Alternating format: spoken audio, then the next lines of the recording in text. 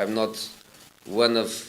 the bottle. I think I'm a special one. I'm not feeling the pressure, no. You cannot put pressure on me. No chance. I prefer really not to speak. If I speak, I am in big trouble. In big trouble. Jose Mourinho ဆိုတဲ့နီးပြကိုတဲ့အနေနဲ့ချစ်တီဖြစ်စေမုန်းတီဖြစ်စေသူကြောင့်ဥရောပဘောလုံးလောကဟာပိုပြီးစိတ်ဝင်စားစရာကောင်းလာခဲ့တယ်ဆိုတာကိုတော့ညင်မရပါဘူး။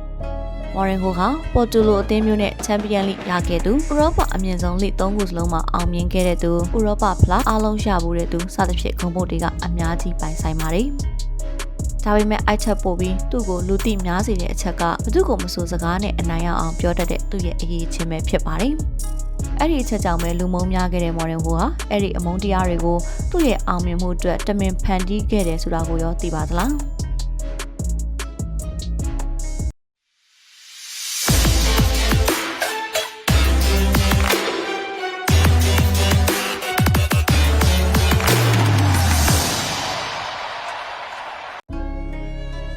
ပေါ်တူဂီနိုင်ငံစတူဘန်မြို့မှာမွေးဖွားခဲ့တဲ့ Mourinho ဟာကလေးရွယ်ကလေးကနီးပြအလုပ်တွေနဲ့ရင်းနှီးခဲ့တဲ့သူတစ်ယောက်ဖြစ်ပါတယ်။သူ့ရဲ့ဖခင်ဖီလီဟာဘောလုံးသမားဟောင်းနဲ့နီးပြတူဖြစ်ပြီး Mourinho အသက်12နှစ်အရွယ်မှာပဲဖခင်ဖြစ်သူရဲ့ကင်းထောက်အစီရင်ခံစာတွေကိုပြင်ဆင်ပေးနိုင်တဲ့သူဖြစ်နေပါပြီ။အချို့က Mourinho ကိုငယ်ငယ်ကဘောလုံးမကစားခဲ့ဘူးလို့ထင်ကြပေမဲ့တကယ်တော့သူဟာပေါ်တူဂီပြည်ရင်းကလပ်၄ခုလောက်မှာ9နှစ်လောက်ကစားခဲ့ပူပါတယ်။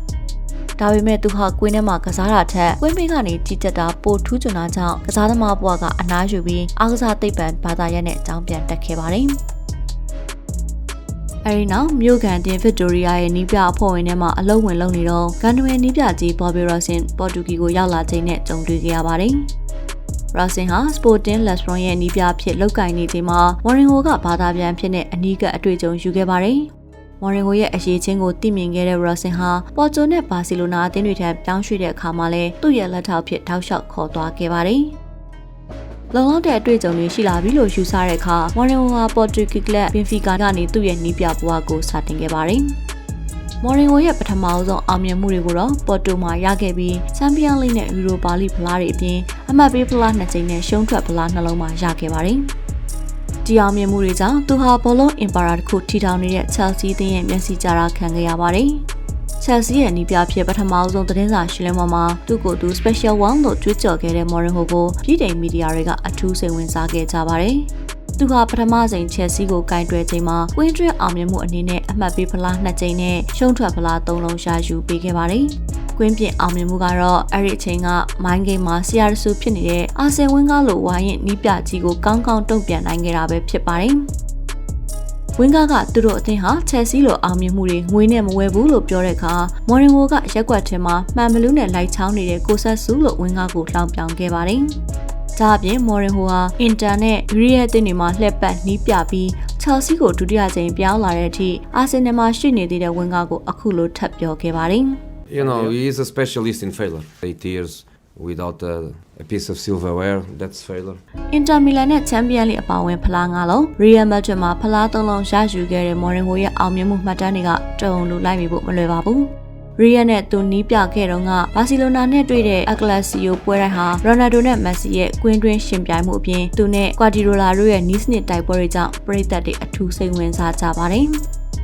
အဲဒီတော့ကဘာစီလိုနာနီးပြကွာဒီရိုလာဟာ Mourinho ကိုမီဒီယာတွေရှေ့မှာပဲအစွမ်းပြနိုင်ပြီးကွင်းထဲမှာတော့သူ့ကိုမရှင်းနိုင်ပါဘူးလို့လှောင်ပြောင်ခဲ့ပူပါတယ်။ Mourinho ကလူတယောက်ဟာသူ့အလုပ်ထဲမှာပဲပြောနေရဆိုရင်စပင်းနေဆုံးရှုံးစရာမရှိပါဘူး။ကွာဒီရိုလာရဲ့ခလုံးပြောင်နေတာကိုကြည့်ရင်သူဟာဘောလုံးအားကစားနဲ့အဆင်မပြေနေဘူးဆိုတာသိနိုင်ပါတယ်လို့တုံ့ပြန်ခဲ့ပါတယ်။ရလက်တာအဓိကဆိုတဲ့ခန်းစားချက်မျိုးရှိတဲ့ Mourinho ဟာပေါင်ထဲကနေနှီးမျိုးစုံနဲ့ပညာပြတတ်သူဖြစ်ပြီးဒါကိုလည်းသူကိုယ်တိုင်ဝန်ခံထားပါတယ်။ကျွန်တော်တို့ဘယ်လိုကစားရဲဆိုတာအရေးမကြီးပါဘူးခမားမှာဖာရီယာပြိုင်ကားရှိပြီးကျွန်တော်မှာကားတေးသေးလေးပဲရှိတယ်ဆိုရင်ခမားကိုနိုင်ရဖို့အတွက်ခမားကားပင်းကိုလည်းဖောက်ချင်ဖောက်မယ်ခမားကားရဲ့စီတိုင်ကြီးတဲ့ကိုတကြားတွေထည့်ရင်လည်းထည့်မှာပဲလို့ Mourinho ကပြောခဲ့ပူပါတယ်Mourinho ရဲ့ဒီလိုပြောတတ်တဲ့အကျင့်တွေကြောင့်သူ့ရဲ့ပြိုင်ဘက်ဖြစ်ခဲ့မှုတဲ့အသင်းတိုင်းရဲ့ပရိသတ်တွေကသူ့ကိုဆိုရင်တော်တော်မုန်းကြပါတယ်ဒါပေမဲ့အဲ့ဒီလိုမုန်းအောင်ကိုတမင်လှုပ်ထားတာဖြစ်ပြီးသူ့ရဲ့နှိမ့်စင်လုပ်သမျှအားလုံးဟာပြိုင်ဘက်ကိုစိတ်သက်စစ်စင်ရေးလုပ်ဖို့ရည်ရွယ်တယ်လို့ Mourinho ကကိုယ်တိုင်ဝန်ခံခဲ့ပူပါတယ်။အားကစားစိတ်ပညာကိုပိုင်တဲ့ Mourinho ဟာပြိုင်ဘက်ရဲ့ဖိအားတွေကိုသူ့အပေါ်စုပြုံကျနေတဲ့အခါကစားသမားတွေပေါ်မှာဖိအားနည်းသွားလိမ့်မယ်လို့ယူဆတာဖြစ်ပါတယ်။ သူ့ရဲ့အယူဆဘယ်လောက်ထိမှန်ကန်တယ်လဲဆိုတာကိုသူရထားတဲ့စုဖလားတွေကတတ်သိပြနေတယ်လို့သူ့ရဲ့ကစားသမားဖြစ်ဖူးတဲ့သူတွေကလည်းထောက်ခံထားပါတယ်